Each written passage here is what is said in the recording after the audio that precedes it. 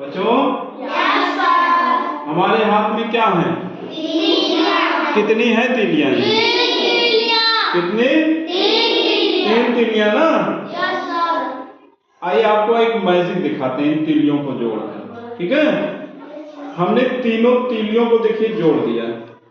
अब जोड़ने पर आपको एक आकृति दिखेगी और इस तरह की आकृति आपने कहीं देखी है? देखी है ना? कहाँ देखी है? रियल में बताओ, किताब में। समोसे में कोने होते हैं? कितने कोने होते हैं? तो जो तिकोना होता है उसको क्या कहते हैं? क्या कहते हैं? क्या कहते हैं? तो प्यारे बच्चों, ये हमारे हाथ में जो चित्र दिख रहा है ये किसका है? त्रिभुज का। ये किसका है? त्रिभुज। तो आज हम लोग त्रिभुज के बारे में ही पढ़ेंगे, सीखेंगे त्रिभुज के बारे में। देखिए हमने बोर्ड पर कुछ लिख रखा है त्रिभुज का चित्र। जैसे कि अभी आपको तीलियां दिखाई गई, हमारे पास 3 तीलियां थी, तीली 1, 2 और 3। इन तीनों तीलियों को हमने अटैच कर दिया, यानी कि जोड़ दिया। ठीक, जोड़ने पर एक चित्र बना जिसका नाम क्या है? त्रिभुज। अब इस त्रिभुज में आप क्या देख रहे हैं? आपके पास AB, BC और CA, AB, BC और CA 3 क्या दिखाई दे रही हैं? भुजा। क्या दिखाई दे रही हैं? 3 भुजाएं हैं ये, AB, BC और CA।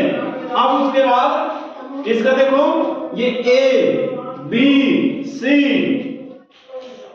2 तीलियां एक दूसरे से मिल रही हैं। जहां पर मिल रही हैं ये इसका क्या होता है?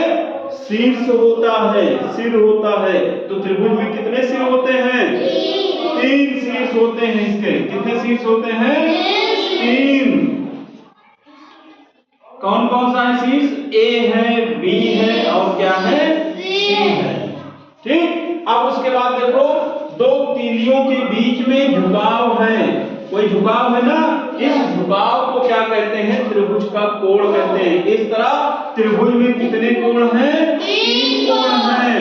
कोण A, कोण B, कोण C। इस तरह हम देख रहे हैं, अगर हमारे पास कोई त्रिभुज होगा तो उसमें 3 भुजा होंगे, 3 कोण होगा और क्या होगा? 3 शीर्ष होगा। ठीक है, तो त्रिभुज क्या है? एक ऐसी बंद आकृति है। देखो बंद है तीनों तरफ से, है ना? तो ऐसी बंद आकृति है जिसमें 3 भुजा, 3 कोण व 3 शीर्ष होते हैं।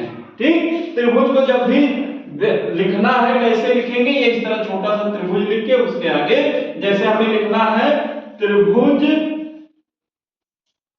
ABC लिखना है, तो इतना बड़ा नहीं लिखेंगे, बल्कि इसको चित्र बना देंगे छोटा सा त्रिभुज का। उसके आगे क्या लिख देंगे? त्रिभुज ABC। इसको क्या पढ़ते हैं हम लोग? त्रिभुज ABC। क्या